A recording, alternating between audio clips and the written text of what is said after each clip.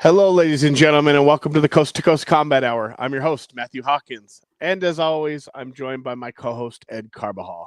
Ed, how are you doing, my friend? I'm coming. You want to know what's funny? Like we're a week apart. You know, we're sandwiching. You went to UFC 313, and we're going to talk about UFC 313. But if you remember last week when we started recording, I was telling everybody how something was coming at me as far as getting a cold or getting some sort of sickness, and then literally that night when we were done recording, it hit me full on. Like I didn't go to work for like 2 days. I was sick. Thought I was coming out of it Saturday. Tried to train a little, made it worse. And then, of course, that was 313. So while you were having a good time in Vegas, I was trying to plan my medication so that I could stay up for the event. And honestly, like I felt so bad. Like I held off for as long as I could because obviously I wanted to watch a Gaethje Fiziev fight. And then I was like, I can't take it anymore. And I took my medication and I almost passed out instantly because I was sick. So I didn't start feeling better until Monday. I went back to work on Monday. So it was a rough weekend for me. Oh, that's too bad. Too bad. Yeah, rough weekend for you. Rough weekend for fans of Alex Bahia. Kind of a rough weekend for fans of, super overexciting main events. But yeah, I was out in Vegas. Usual thing. Felt like I saw a few more billboards, which was kind of nice. I know some of them light stuff up. Felt like I saw more. Maybe it's because I was more central located on the strip, so I had a little bit more of a view of stuff. But definitely saw a little bit more advertisement than I felt like I had been seeing for the most part, other than some mega events. That was nice. Nothing over the top as far as any kind of special setup or anything outside. Didn't do anything like that.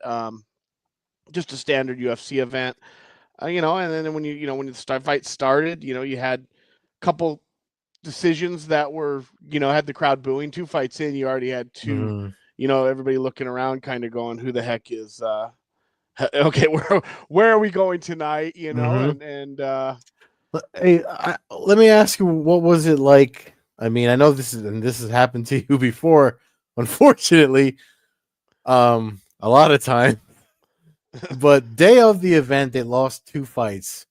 So I mean, outside of me messaging you and then the stuff popping up on social media, like what was your reaction to it? Kind of like, and how did you see folks? I mean, are folks so brainwashed by the UFC that they don't care, or like? Well, so for my thing, right? Like immediately I think you messaged me 2 fights canceled, right? And you maybe sent me a link or something, a tweet or something in a thing. When I see 2 fights canceled, the first thing I'm freaking out of is like one of the top 2 fights, right? Naturally, like that would derail the entire night.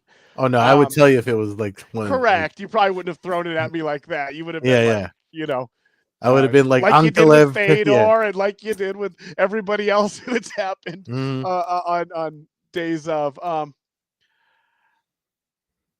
in my maybe I'm getting old. In my perfect UFC event right now is 9 or 10 fights. Now the problem is you can't just schedule 9 or 10 fights because you can't have fights drop off and then up with 6 or 7. Or that's the issue. But I like a 10 fight card. I like 5 prelims. I like 5 main card fights. Yeah. So for me, honestly, we were eating lunch. We were kind of going, okay, we're going to have to start to make our moves. Time to get some, quick steps in. We got to, go here, go there, to get to the arena. To get an extra hour for me didn't ruin my night. To see it was the first fight of the night. I like Chris Gutierrez. I was looking forward to that fight. And Blades is a heavyweight who I'm a fan of heavyweight fighters. I was interested in. Knowing that Blades' fight could be boring as hell, though. So I also knew that that's potential. So it wasn't like the heartbreak of like, oh my God, we lost Gaethje or we lost even Jalen Turner or, somebody else on the I would have called you if that happened. well, yeah, you might not have been alive at that time. Yeah. If that had happened. But not to make a stupid joke about that. But Eat my freaking. you get what I'm saying. Yeah, you would have been the Xanax would have been popping or Yeah. something would have been going on. Yeah. So it wasn't the end of the world for me. As far as fans, I don't think even most of the fans there know. I mean, you're the average. Everything is not what it used to be. No. And that can, we'll get into that as we kind of talk about how this unfolded. But a couple things that need to happen for the UFC. First of all, bout placement matters. I saw Caposa tweet that out in reference to the Lemos Lucindo fight. Like, I get it. Women's MMA, I've been as big a proponent as anybody about it, but there's a time and a place for every fight, and just placing a fight there to be politically correct or to be, you know what I mean? Like, the best fighters need to be on the top of the cards. That's what the fans there want, and that's what the fans on pay-per-view are paying for. And I'm not saying these aren't even. Listen, there's got to be incitement, and to have like, if you want to open the card with that, I guess do that, and then at least we get 4 exciting fights in a row following that. But it was kind of the downer because you did have, I mean, first of all, you ended up with one of the greatest knockouts I've ever seen, perhaps the best knockout I've ever seen in Mauricio Rufy in person. I mean, I'm trying, I've seen a lot of knockouts, but as far as seeing a guy get totally unconscious with a wheel kick, that's the first time I've ever seen that in my life in person, in probably 1,000+ live fights. So that is something that was incredible to see. I mean, Bobby Green, like I stated last week, I'm a fan of the guy. Didn't like to see him being on necessarily the other end of it, but spectacular. I mean, at that point, you had that arena at the tip of your fingers. I mean, everything was there, and then you brought in the fight that. And I've always, you hear people go, that's the bathroom break fight, right? Yeah. It was literally the bathroom break fight at the arena. Yeah.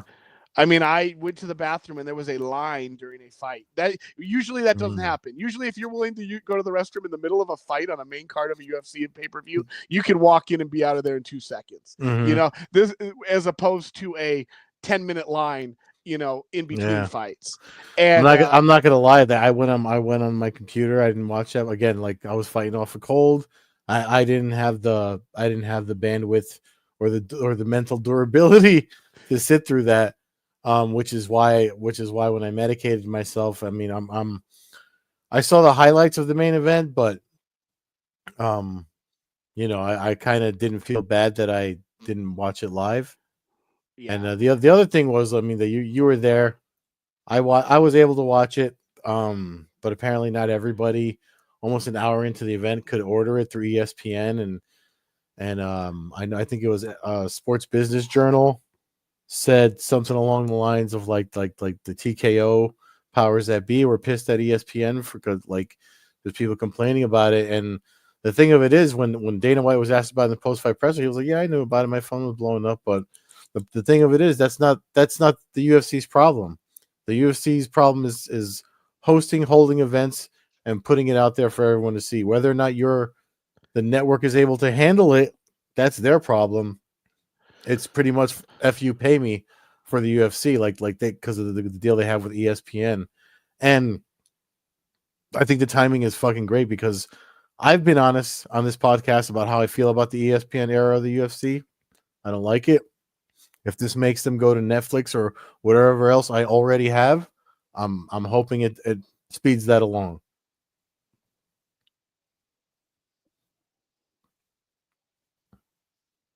Yeah, I didn't know if I lost you there for a second. I mean, I'm with you. The ESPN, for me, the ESPN era has been pretty much a disaster. There's been obviously some great events, some great fights, but I feel like we've just been force-fed some stuff to fill time and to fill space that was previously sold before, years and years ago. This time was purchased. So, I agree with you on that. You say it's not the UFC's problem. I agree with you, but it is the UFC's problem because they've been put up with it for 7 years now, and they didn't change anything.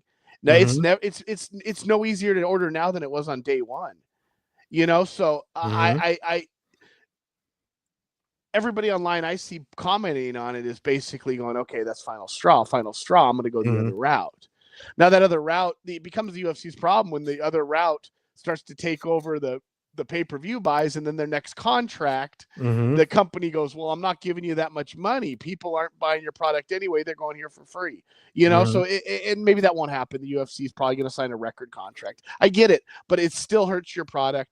You still get fans who are loyal and willing to give you their money that are like, it's not worth it anymore. It's not worth my effort to do it anymore. I can go here. I'd rather buffer something 16 times than give you $60, $80, $100, whatever the hell it costs to do that. So I think that you're getting a lot of that. So I do think it is an issue with the UFC. They need to get that straightened away. Yeah, no, you make a good point. Like it's when the deal is fresh and new, and they're contracted to deliver their events for ESPN so they can get their money.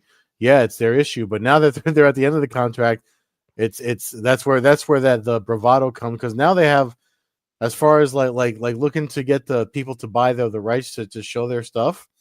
I mean, everything they have going on, with that deal ending this year, and then last week Dana White was talking about the TKO stuff, and they're shopping broadcast partners for that. TKO as a whole is going to be doing a lot of deals with a lot of different networks and streaming companies. I feel like it's going to be more streaming.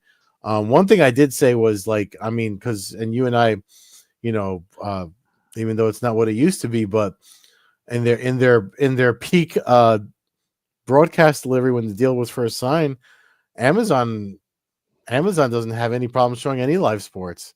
I mean, they've done everything from football to one championship to boxing, and I've never had an issue.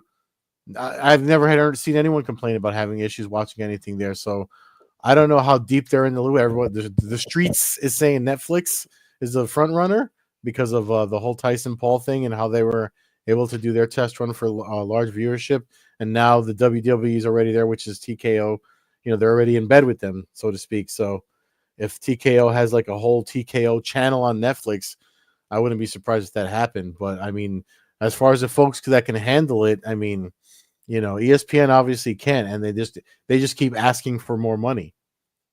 Yeah, and I think Netflix is probably the front runner as well. The WWE already being there and them seeing those numbers, and somebody who doesn't watch WWE I don't watch WWE religiously, but it being on Netflix has made it easier for me to check it into it when I'm interested in a storyline or something that's going on over the last 2 months. That's just been the case. Maybe it's because it's on demand. I guess. But with that said, the product looks clean as hell on Netflix. Everything they put on does look clean.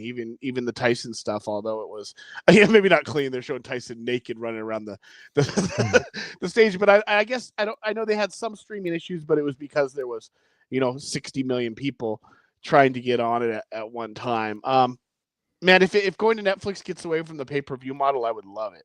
If it just was included, or it was like $10 an event over the price. I mean, maybe that's wishful goddamn thinking, but we did hear a hint from was it Ari Emanuel kind of hinting maybe that the pay-per-view era, Mark Shapiro, yeah, there you go, one of their guys, about how that era may be a time of the past, and I think we're reaching that. I mean, I can see the pay-per-view era coming back at a point after you start to build up the product again. I guess they don't have to. This is where our conversation is going to go after we're kind of almost there after 313 as far as what the UFC has to do to build for the future. So let's just finish this 313 and then let's jump right into that. Yeah. That's the topic of the day, really. I mentioned Jalen Turner earlier about me not wanting to be pulled from the card. Tonight wasn't great for him. He lost to a triangle choke. Ignacio Bahamondes looks great. Had a wheel kick knockout on the Apex. He pointed out that he had probably wished that would have been in front of a crowd. Had that been the wheel kick been not at the Apex and in front of a crowd, he probably would have got a much better. There would have been, he proved every point he would have been a bigger name if had that knockout happened at a T-Mobile Arena, 4 years ago instead of, in the Apex. Justin Gaethje, Rafael Fiziev, great fight. Best you could get out of those two dudes. Massive respect for both. thought it was close. I mean, it was close. It really could have went either way when it went down to the end. Kind of, it was the last round was about 50-50 round. First half for Fiziev, second half for Gaethje. The biggest shot of the fight though was the uppercut. We're doing pride scoring. That's the fight that even Fiziev, or punch that Fiziev even says changed the fight. Fiziev ain't fighting it. I want to see Gaethje win. You want to see Gaethje win. Everybody wants to see Gaethje win. A win there does much better for him than a win there does for Fiziev as far as the UFC moving forward. Yeah, no, and the thing about that one, Jalen Turner. Yeah, he was a promising talent. Just a con from Optics Head Movement Sports. I hope he changes his mind. Those guys. The thing about retirement in sports, especially this sport, it looks like they always kind of change their mind at some point. I wouldn't be surprised if he takes 6-8 months, maybe even a year, and then if the GFL or PFL takes him, we see him there or fights in some other cards, 247 or some other bigger promotion that's just for him to get some W's back. But back to Fiziev. The thing about it is it went exactly like I said. When we recorded our predictions last week, I rewatched their first fight. It was almost the same to me, with the exception of Fiziev coming out of the gate with the takedowns that even caught Gaethje by surprise. And I had a conversation with Jalen, one of the guys I train with over at my gym, and we even said this is again, and it pertains to the last fight too, the main event. Sometimes when you over prepare or you expect something, you train for someone, and they do something completely out of nowhere, like Fiziev did, it's gonna win a hit for them. So even Trevor Whitman told Gaethje after the first round, you lost that round, because he knows how judges think, or he's aware of the perceptions and stuff like that. And he was like, you have to win the next two. And Gaethje did what he does. But the other thing I want to mention about, obviously I'm a stand for Justin Gaethje, but during the commentary, John Anik said in the final round of the fight, he was like, it's good to see, it was either Anik or somebody or Rogan, but they were like, it's good to see that Justin Gaethje's chin is holding up, because that was the thing that I was worried about the most. If those are the shots, because he ate some pretty good shots from Fiziev, and I didn't see him look rattled, or like if he had shell shock from the previous knockout. So it looked like he recovered well, and now he wants a title shot. And of course, I'm going to say, hell yeah, give it to him. Why not? You put Justin Gaethje, and that's the other thing about it. You put him in 3-round fights. Even he said the math for 3-rounders, it messes up the pacing and stuff. Like, I don't think you're going to have anybody arguing seeing him in a 5-round fight against anybody, whether it be Islam or whoever they put him up against next. Yeah, well, it sounded like Dana White was kind of in line with him getting the next title shot. So it sounds like it will be him versus Islam, unless there's some super fight, in line for Islam right now, and then maybe that fight, 8-10 months down the line, I guess, a year down the line. Hopefully not that long though. Gaethje's not, he's getting up there in fight age, and he definitely. It'd be nice to see him get this fight coming off of a positive win, and let's just, keep the momentum rolling, as opposed to, what is the last 7 months of training done, all that kind of stuff. And plus anything could happen. Injuries over time happen. So yeah, let's get him a title fight and give him one more chance at that undisputed title, is the way I'd see it. Plus he'd have a chance to really, he's going to be a big underdog if he fights Islam. So it's a chance to really kind of, put everything straight, at least in his mind, and go out there and beat a guy like that. This comment here on the full camp for Fizz, I think Justin takes an L. Wasn't the first one a full camp, or was that short notice too? That I don't remember. I think the first one was a full camp. Yeah, in hindsight, yeah, perhaps. But then again, Justin Gaethje didn't have, a full camp to train for Fiziev either. So it's all relative and stuff like that. But I agree with you. It was a really close fight, and had the judges given it to Fiziev, I don't think it would have been a robbery. I think it would have been one where the crowd would have thought it was a robbery because they were Gaethje fans and the world's Gaethje fans. But I don't think in reality it really would have been. I think it was a really, really close fight, and I think the right guy won the fight. But I could have seen it either. It was that close. The last round, it comes down last round, and you're splitting a couple punches. Really, you're splitting a couple seconds of control time, and none of the judges really score by the actual criteria that's in the scorebook. Everybody just scores the fight the way they see it. I mean, that's just simple and plain simple how it is. Yeah. Which brings us to the main event now. Yeah. 5-round title shot: Alex Pereira, Magomed Ankalaev. I thought Ankalaev was going to win. I thought he'd finish Pereira, honestly. And that didn't happen. But I did think he won the decision. I get it. Like the amount of steps that Pereira took backwards just can't. It doesn't win you enough fight. It doesn't get you enough credit. And plus, you were stumbled in the fight. There was moments that you showed weaknesses, and you never really fired back with that fire that I kind of just expected. I expected him to go out on his shield. I didn't think we'd see an Alex Pereira that was like just kind of waiting to the bell, and that's what I felt like we got. Yeah, and that speaks to what I was mentioning before. I think it might have been the fact that because he knew he was going against someone who was going to take him down, and he focused so much on the takedown defense, it took away from all the other stuff you wanted to see. And I think that's what we saw there. And the other thing about what you said about walking, especially in Vegas, if you're walking backwards in a fight in Vegas, you're gonna lose. I mean, pretty much. I mean, you got unless your just output is crazy off your back foot, but that wasn't the case. And the other thing that I feel like, I mean, I had one guy sitting behind me, and I didn't respond to him because it's just not what I do usually at fights. But after the announcements, 0 for 12 takedowns, 0 for 12 takedowns, and I wanted to say he didn't have to get a takedown. You saw, thank God he didn't get a takedown for you. Otherwise the fight would have been over really quick. Because what I saw was the dude was basically scared stiff of even the idea of being takedown. I mean, in theory, not reality, but that's what the fight perspective was. You saw a guy who's known as a assassin, does the last of the Mohican, and that's not what we saw.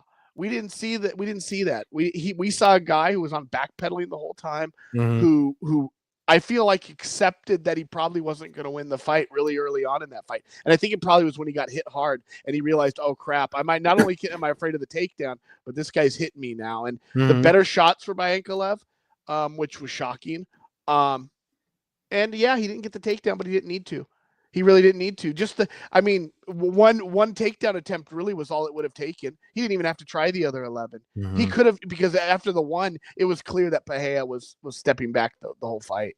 And that's what we got. And he won some rounds. He, fifth round, I guess he won, but it was close. My perspective is different than everybody else's. Every judge has a different perspective. Anik has a perspective. You have one on TV, and I have one, in the nosebleeds. So it's all different. But I thought he won the fight. I'm glad the judges gave it to him. I felt like I didn't want a John Jones Reyes. Like, the right guy won the fight. It made the crowd disappointed. It is what it is. We move on. The UFC's now job is to create stars and sell pay-per-views. Yeah, well, funny thing about that is when in the post-fight press conference because obviously, I mean, we've seen it all week. Ankalaev is not, if you're looking for stars, Ankalaev is not that guy. A lot of people, calling him boring or whatever it is, and that's whatever. That's opinion. They vary. I mean, there's people that like that. There's people that like that. The people that understand fighting and martial arts that like what he does. There's people that just that just don't understand that MMA does include grappling and they hate on it. But either way, the funny thing about it was, and there's video clips out there of Dana White's reaction to when he reads, Buffer shows him the scorecard, and Dana White kind of like, I was like, oh shit, like, how are we supposed to sell this guy? Talking about stars, how are we supposed to sell this guy? And then I think it was either Oscar Willis or John Morgan at the post-fight press conference asked him, because of the way it turned out, the way the fight went, the way it turned out, do you think it warrants an immediate rematch? And usually he doesn't answer that, but he almost responded right away with probably, which to me means we're probably going to see that rematch sooner than later. I mean, that's where I don't understand Dana White's thinking. He's obviously pissed off because Ankalaev won, and he doesn't know how to promote him over Pereira. but he's likely to end up with Pereira 0-2. I'm sorry. I mean, like, there's matchups. MMA makes matchups. What's he going to come forward? He starts coming forward, he will get taken down. The reason he was able to avoid the takedowns is because he was on his back foot the whole time, and he would back up against the cage and stuff. If he comes forward in the middle of the cage, he's going to get tripped and taken down. I mean, it just is what it is. And I'm not even a huge Ankalaev fan, but that's the reality. And fans need to realize that there are matchups and there's stylistic things, and and not everybody's the most exciting fighter. It's who the best fighter is, not the most exciting fighter. And so I don't understand why the UFC would do that. I think that would be a disservice. Pereira is a star. All they have to do is have him fight any top 10 heavyweight, get a win, and he can fight John Jones for the heavyweight title or Aspinall for the heavyweight title. Hell, he doesn't even need to win. They could give him the heavyweight title shot off a loss, and there's not a fan out there that would complain about it. Maybe right now because you have Aspinall. But if Aspinall fights Jones, after that fight's made, if the winner fights Pereira, nobody's going to complain. We've seen guys get title shots off losses a dozen times, maybe 24 times. I feel like, and this is again talking about the star power and all that. I feel like the plan. I mean, again, this is me with my tinfoil hat on. The plan was likely Pereira beats Ankalaev, whatever knockout that they were hoping for. And then July International Fight Week, they were going to do him and John Jones. That's what I thought was going to happen. Honestly, Jones finishes him in 2 minutes. Yeah. Well, yeah, with his wrestling ability, yeah. If he was afraid of Ankalaev's takedown, John Jones is going to take him and pick him up and drop him on his head. Oh, we got robbed from X. I'd rather, yeah. No, yeah, I don't like when people switch way too much either, unless it's like featherweight, lightweight. That doesn't bother me so much when guys move to and from that. But when it comes to middleweight, when you get middleweight and heavier, there's guys, especially if you look at the size of these fucking guys. Not for nothing, man.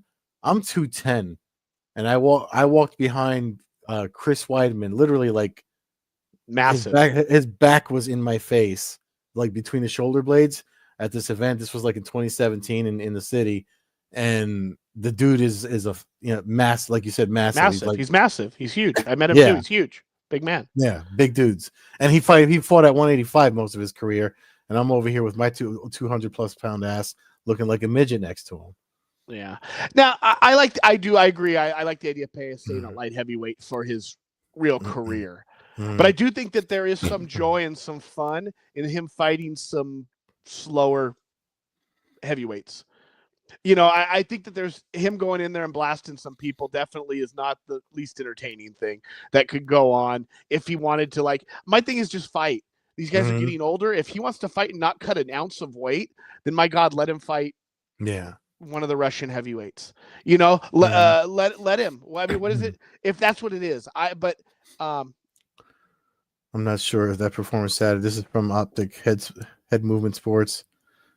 I'm not sure if that performance Saturday by Pereira is worthy of a heavyweight shot bearing notoriety. Yeah.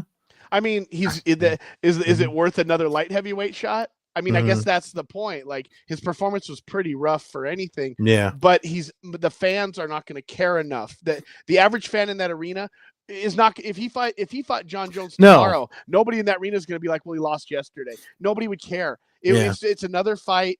The thought.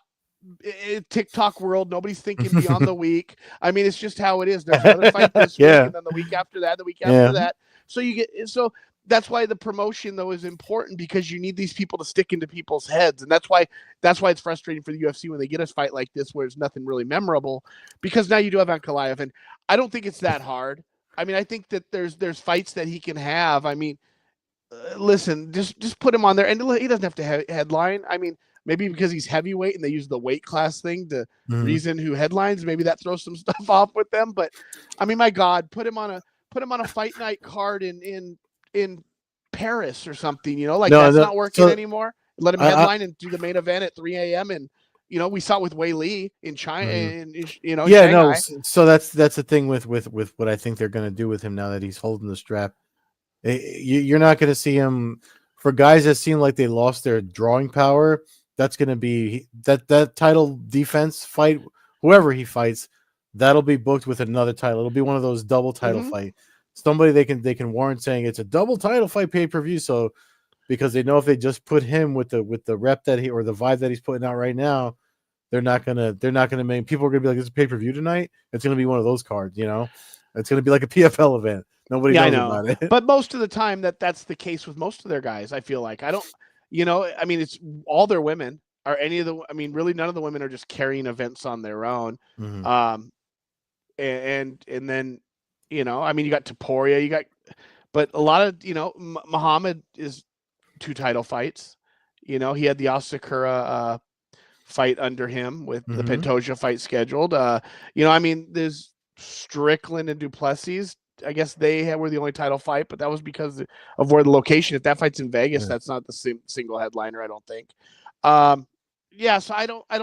don't see this that big of a deal, and I think you can build him. I don't know why you can't establish that this. All you got to do is put together a video saying this guy's fought 22 times, and he's only lost. They can do it. He's only been lost for 1 second. Yeah, they definitely can do it. The machine that the UFC, the marketing machine that the UFC is, and that's the other thing that we were kind of getting at with the star power versus the brand power. The UFC. It's been and it's not really new. When you go back to the days of Tito Ortiz with Dana White, my bitch T-shirt and all that, like even back then, people were like, "Oh, if Tito leaves, the UFC is going to sink," and it didn't. Look where it is. There's we go through the motions with this. It's a generational thing, but the people that own the UFC, Endeavor, TKO Endeavor, they own the UFC, they own the WWE, and they own PBR. And outside of there's stars in all these things, but the brand is the true star of what they're doing, and they're going to look to do that in boxing. They're going to look to do with whatever else they put their foot in.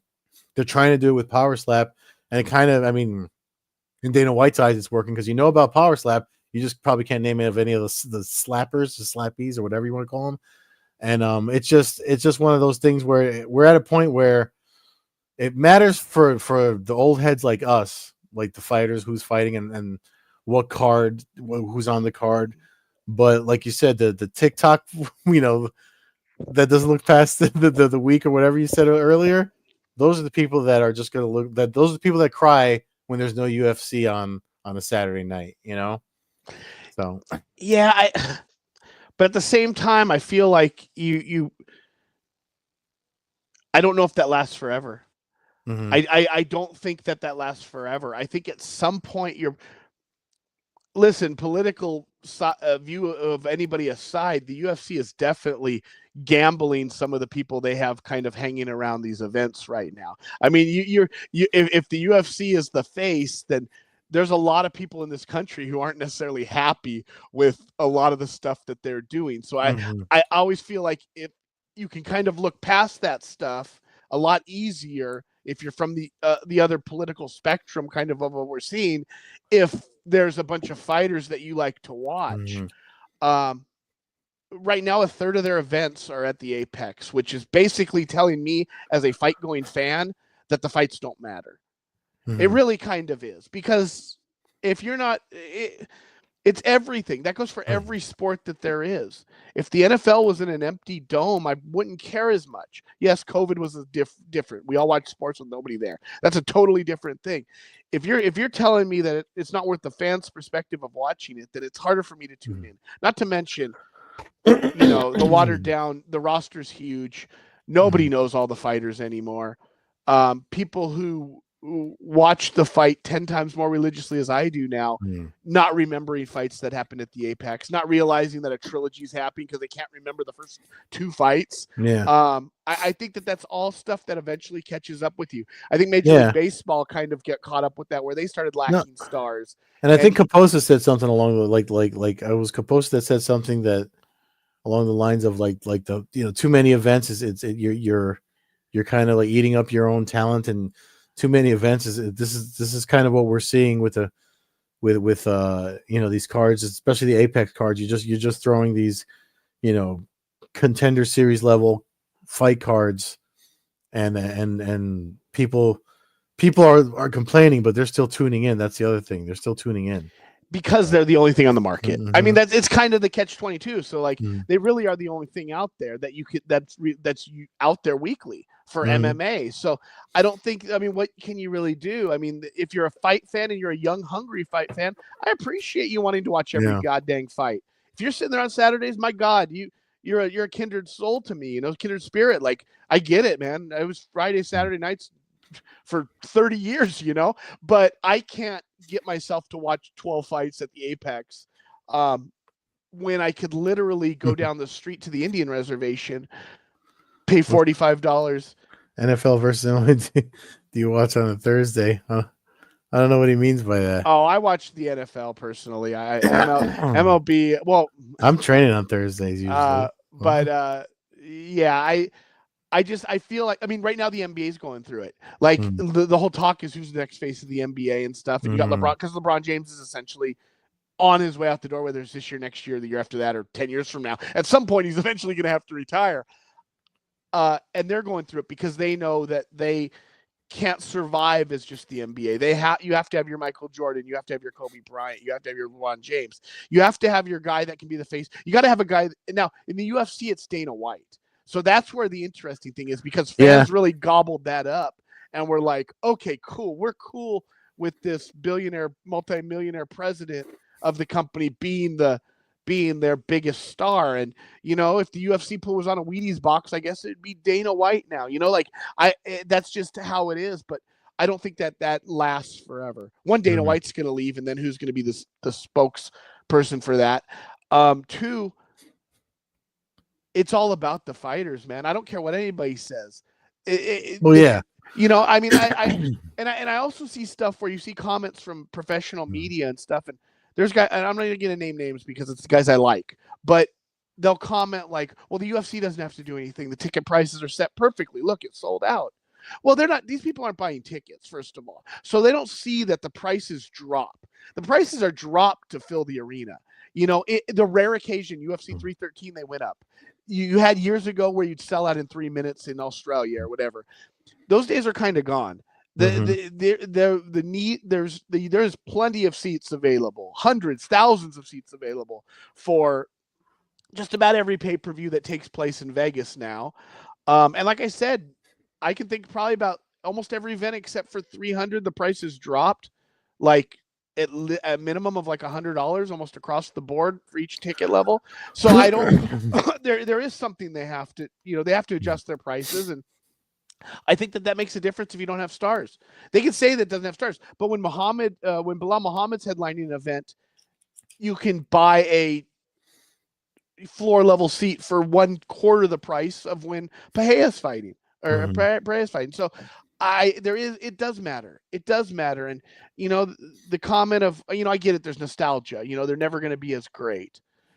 Listen, we still say Ali's the best in boxing, despite that being 50 years.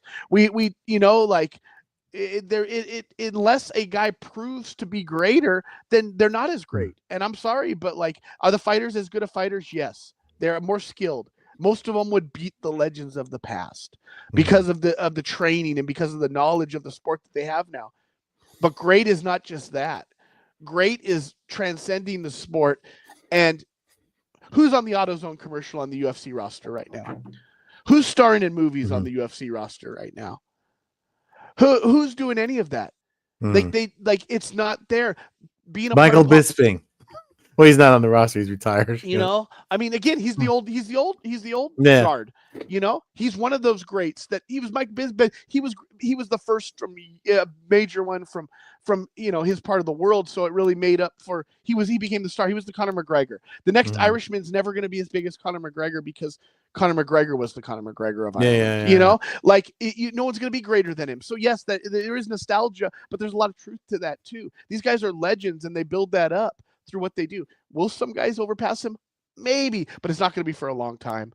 It's not going to be it won't be till he's passed probably. And we've had some time to really, I don't see it. I just don't see it. You don't, because my proof is what we look at with other sports. It's still Michael Jordan.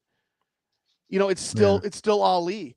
it's still, Gretzky. It's still, I don't know, you were talking for a while here. I'm not sure what metaphor is bad metaphor based on saturation of MLB games. Regular season means nothing versus NGL. I don't know what he's talking about. I think it was when you made the LeBron. I don't know. I don't know what the NGL is. Yeah. The only thing I said about Major League Baseball was not having a star or a face for the, that kind of hurt them, and their ratings definitely showed that. The fact that they don't really have a TV contracts across the country definitely shows that fans have taken notice that they're not watching baseball anywhere near when the only thing I like about baseball is that the weather's nicer when baseball season is on. True. But yeah, I mean, I think that they do have to have stars. The UFC is the UFC, but I think over time that wears out. It might last another 10 years, might last 20 more years. But at some point, it will lead to the extinction of the sport if you don't build We'll stars. see, though, because, I mean, again, like I'm just looking at because me and the Great Fight Oracle had the conversation online once about the WWE and the UFC and how the UFC has been trying to copy them or be like them for years, and now that they're in business together. WWE, they had there's wrestlers that there's wrestlers that you follow, but they all come and go, and the brand is still the thing that goes on seemingly forever. But that's not completely true. They were down in the doldrums, and then they established Roman Reigns, and then they bought in Cody Rhodes, and now they even bring The Rock back for nostalgia. So it is about news, because if it's just your average wrestler, the fans don't care enough to pay the prices. Will they show up? Yes, because wrestling's ingrained into our culture. It is whether people like it or not. It just is a part. Kids are always going to want to go to that. WWE is always going to be off some things. But it wasn't more than like 5-6 years ago. Right before the pandemic, they were not selling out arenas. They were struggling. It was the whole. So stars do make a difference. And building up them in wrestling, it's easier because you can write the storyline. In professional fighting, you need the guys to deliver and one thing I've always said for fighting and fighters is like, I mean, and again, Fedor is the perfect example. You don't have to have a gimmick. You don't have to talk a lot of shit. As long as you rack up your wins at the end of the day. Same thing with Khabib. Like Khabib, nothing like what Khabib do. There's a couple of funny memes out there about him now because of what he's done. But on his way up, it took him a long time to kind of get the following that he got. But all he kept doing was fighting and winning. At the end of the day, that's the thing about real fighting and MMA, boxing, whatever you call it. As long as you keep on racking up W's by the end of your career, you're going to get the recognition that you deserve. So I don't know how long that carries a promotion, but it'll definitely carry the fighter further, I think. But I do also find it interesting that some of the people that say that the UFC doesn't have to have stars are the same reason people telling me that boxing's dying because they don't have stars.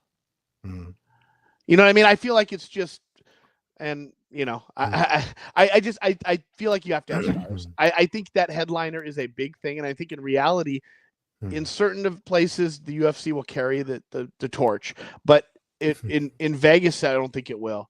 In Vegas, I think you have to have headliners. In Madison Square Garden, you have to have headliners. You can't you headline with Belal Muhammad. Listen, the one bet Cormier and Lewis struggled to sell. Those prices were minuscule compared to every single other event they had at Madison Square Garden because Lewis wasn't a star, and he was still hot balls. He was still known, but he wasn't Michael Bisping versus GSP. He wasn't Eddie Alvarez versus Conor McGregor. He wasn't, even Joanna Jędrzejczyk and some of that. It wasn't that. And Cormier was great. Cormier is one of the greatest fighters of all time. Couldn't sell a ticket in that damn arena. People wanted to have a non-title fight between Diaz and Poirier, headline over that. And not even that fight not even exist. Just have a non-title fight because that's not enough star power. So that's the point I made. And in order to sell tickets, so you got to have stars. I don't. Anybody can say it, and anybody can look at the books and show me it for a week or 2 weeks. Down the line, I believe you got to have stars, and maybe I'll be proven wrong. I'll admit it, but I don't think so. I think you have to have stars. Otherwise, I don't think so many people and so many other sports organizations work so hard to create them. But I think that pretty much does it. What else? Yeah. I think that pretty much wraps it up. I think the UFC needs stars. Product's clean though. clean, pacing, everything they've got there. Vince is dialed in. So I do support, I support the UFC, but the reality is that they have to, don't talk bad about these guys. That's all it comes down to. Let people know Ankalaev's a killer. Just say it. They'll do it. It's not like they don't lie. No, they'll put together a hit piece. So one of these nice little clips, and it'll the tune will change overnight like it does. And maybe it takes a rematch. Maybe it takes another win from him to get that, to be able to do that. Maybe they need a clean win and can go, okay, this guy is somebody we can really sell. Maybe that's why they'd want to have a rematch. I mean, the UFC is not afraid to eat their own to establish someone else. So even if they give him maybe the immediate, that's the thing. If they give him the immediate rematch and he wins again, then it's like, okay, now we have to put the machine behind him. Maybe that's it. Maybe that's it. It's like we don't have jump of faith. We need a little bit more to put all behind him. Makes sense. Business makes sense. So we'll end on that. Fans can follow the show at Combat Hour on Twitter, Coast to Coast Combat Hour on Instagram. Follow Ed at Carbazol on Twitter, Carbeersol on Instagram, and Old Head Carb on Twitch. Thanks for listening. Thanks for the comments, everyone. Appreciate every one of them. Have a good night and be safe.